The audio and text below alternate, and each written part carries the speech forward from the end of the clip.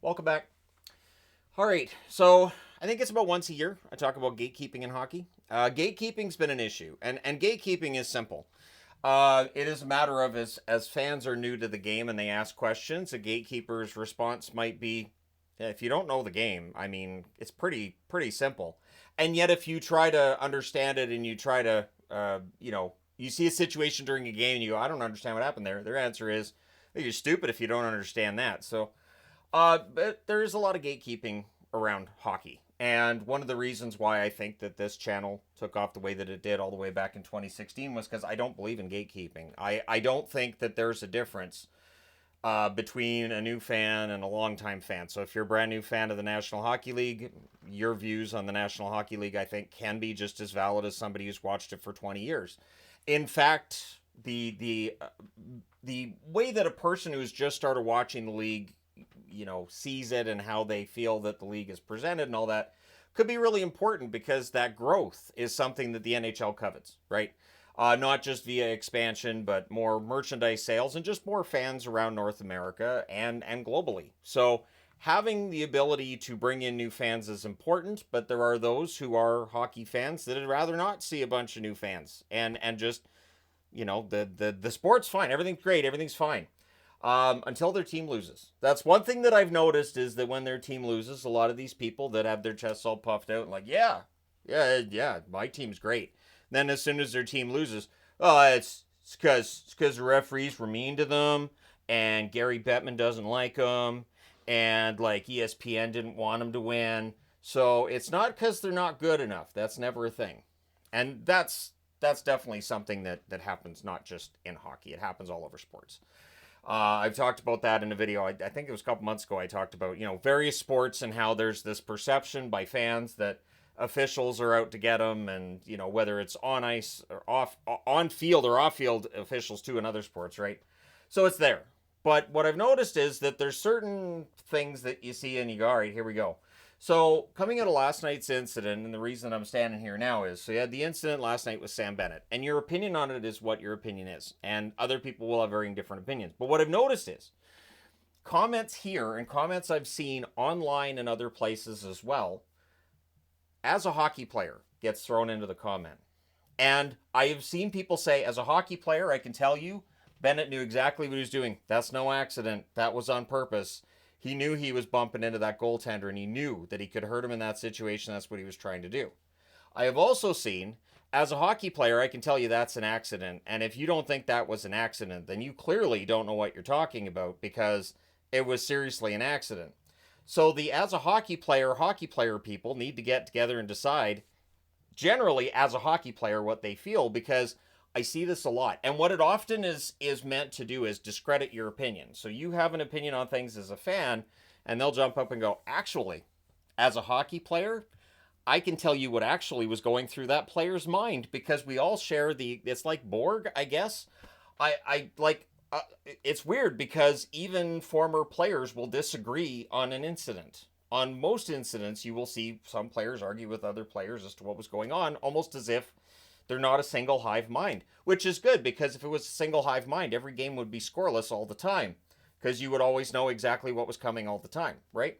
So the other one too that I get a kick out of is your team is soft. From what I can gather, a team is soft if they're upset that they lose, but they're soft if they don't hit a lot. But if they hit a lot and then they don't fight, then they're soft. But if they fight a lot, but they're still losing, they're still soft even though they fight, because the fighting isn't what makes a team not soft. What makes a team not soft is the physical play, unless they're dominating the physical play but not correctly. So they're not throwing the hits at the right time. They're being soft, and then it's just it's another word for loser. As far as I can tell, soft is just a word for loser because you just sub it in. Your team is soft. Your team, they're losers. It works. I don't know why the word soft gets thrown out. They just say they're losers. And when people talk like this, I always take note of the account. And sometimes if it's on social media, I'll look through posts and I'll go, man, they're calling other people soft. But boy, they had some opinions on that football game last week and now everybody was out to get their team. That's weird. But when people were complaining about when their team won, they're like, no, that's just how we're weird. It's almost as if the opinion is dictated by whether or not their team won. So strange. So and it's bewildering to me because these are terms I've never used. I've been watching hockey since 1981. I've never once said a team was soft. Even, and that's a term that gets thrown around a lot at the Maple Leafs. I've always said a lot of what happens with the Leafs and a lot of their playoff failures, I think, are psychological. Not saying they're soft, because it's not, because stress can do things. Stress can cause you to perform poorly in certain situations. And I think sport is one of those situations where it's going to be glaringly obvious because you're under bright lights, actual bright lights, in front of a lot of people, both live and on TV watching at home. It's a different kind of pressure. And we can all stand here and say, it wouldn't bother me, but you don't know. We don't know. The guys who play in the NHL for a long time and have good long careers and play well, I have nothing but respect for them. And I've never called anybody soft. To me, the closest that I would get to that would be the players that frustrate me that never go in the corners for a puck, or when they're in the corner and they're battling for a puck and then a big guy comes in, they just kind of back off and, whoa, I don't want to. And I don't see that as much in the NHL now as I did, say, 10, 20 years ago. I feel like there are fewer players now that do that than before because we have so many camera angles. There's so much pro scouting that goes on. There's so many coaches on the benches and watching from up above that if there's a player doing that consistently, they're gone. They're out of the league. So I don't think the NHL employs, now if you're going to say that a pure skill player is soft, well, yeah, they're not paid to go out there and punch people. But we don't say to people that are paid to go out there and punch people, why didn't you get 40 goals this year, you dingus?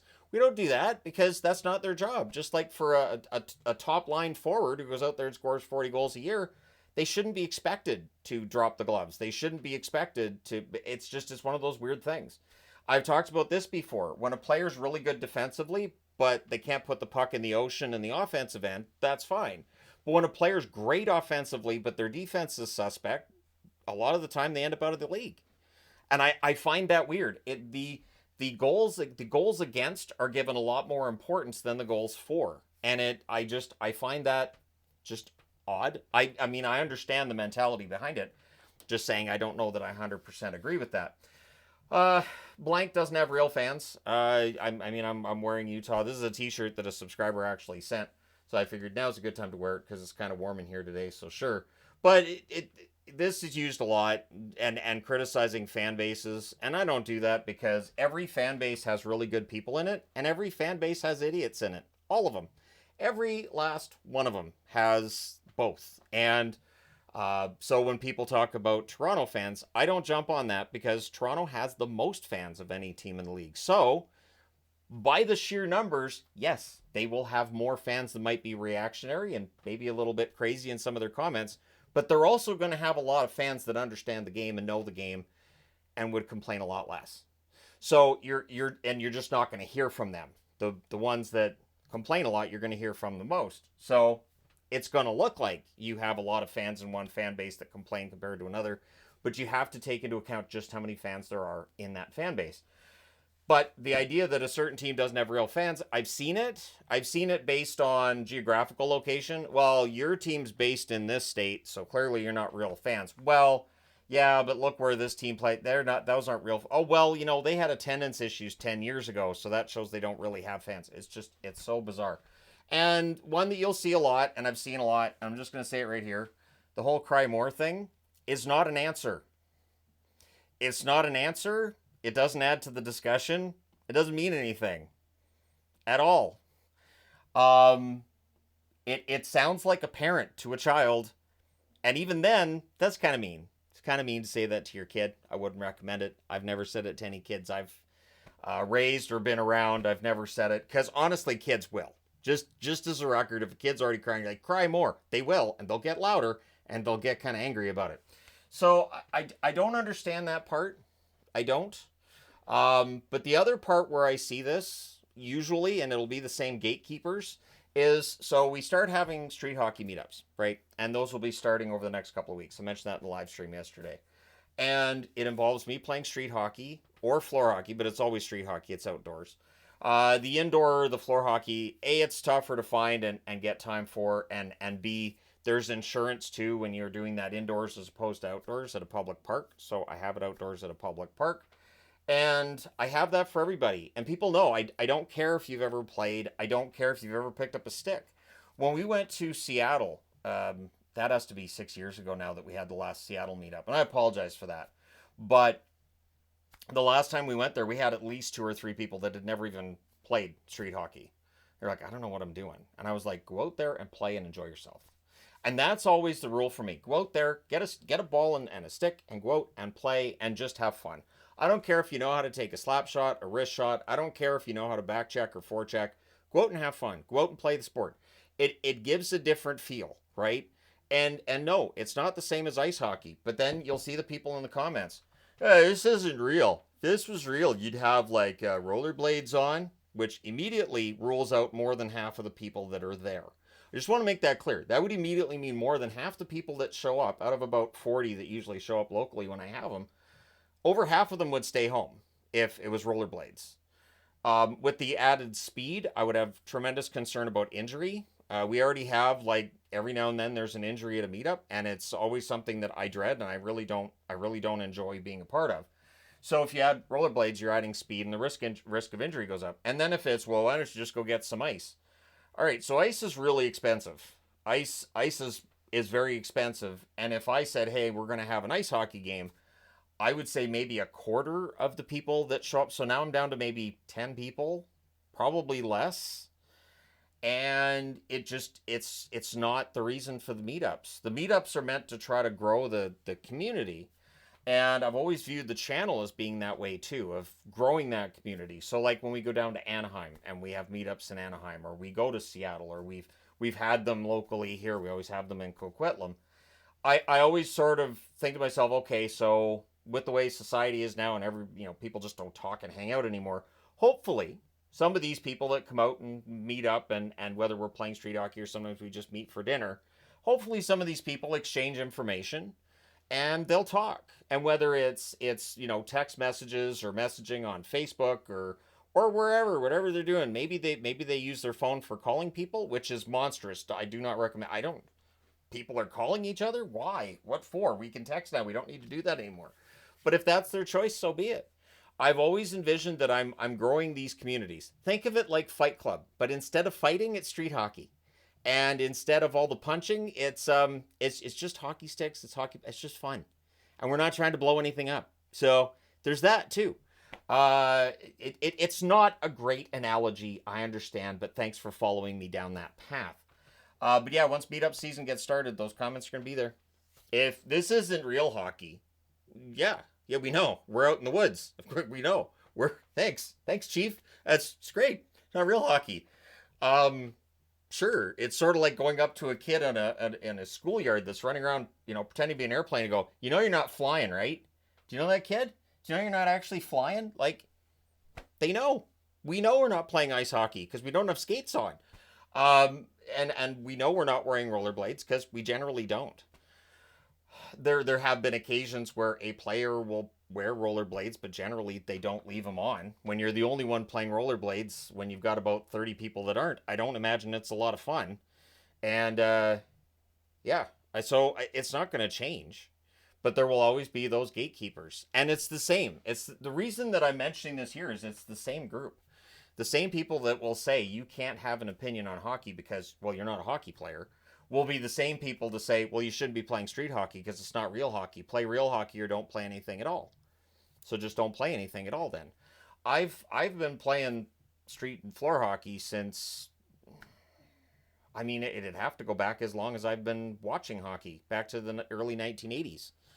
And, back in high school, I played it a lot. And part of the reason that to this day I have problems with my shins when I do a lot of jogging, and I've just grown to get used to it, is because my shins were always beat up for so many years. Like, it was years.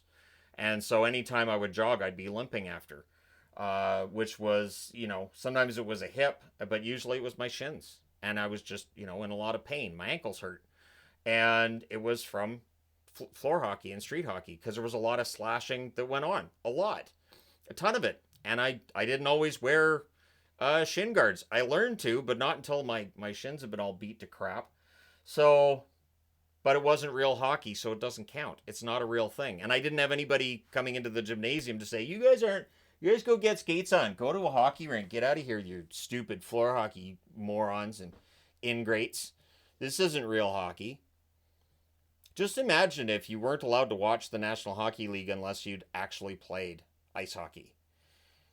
Man, that the league would not be seeing a huge increase in the salary cap. The league would be in some trouble then.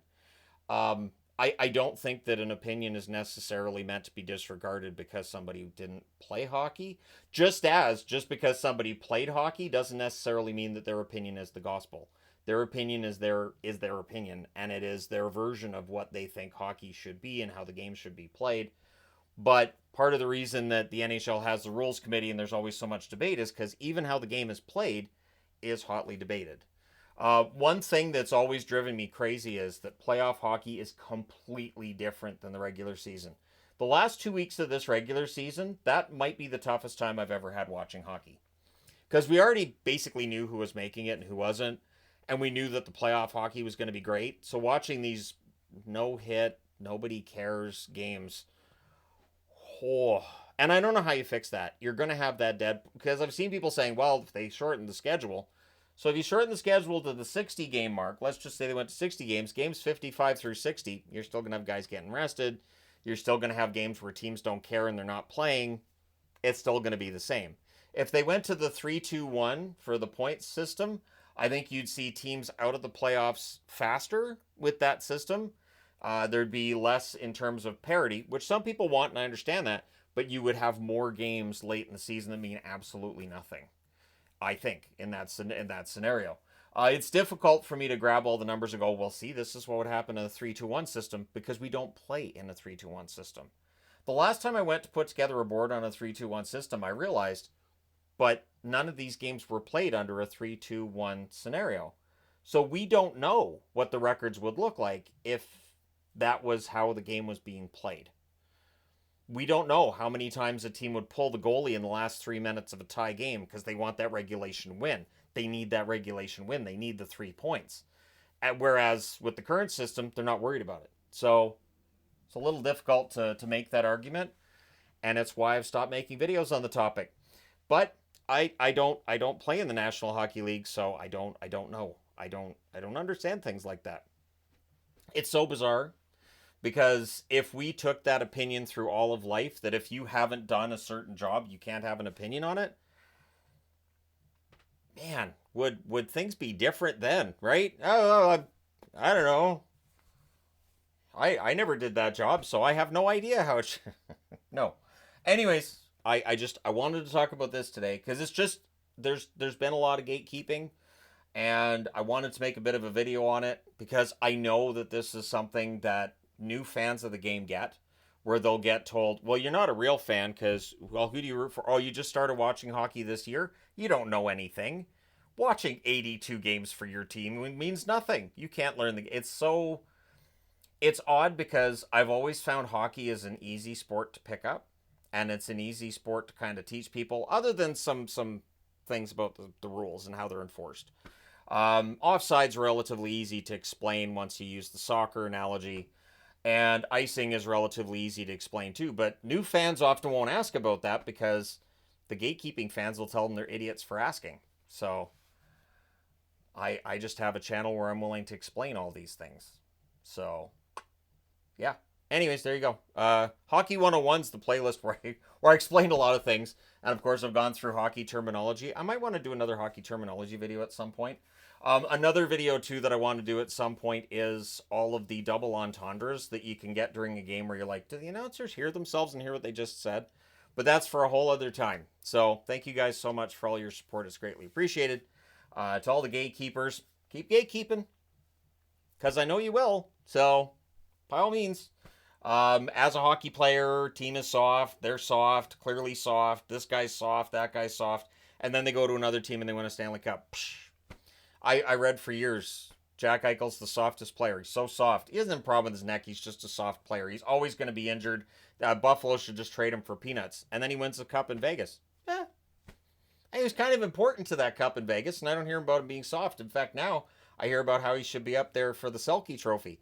And they're not wrong to say he needs Selke Trophy consideration, but generally soft players don't get the Selke Award for being the best defensive forward in the game, because it's tough playing defense in the National Hockey League, against all those players who are not soft. So there you go. Thank you guys so much for all your support. Hit like and subscribe if you haven't done so already.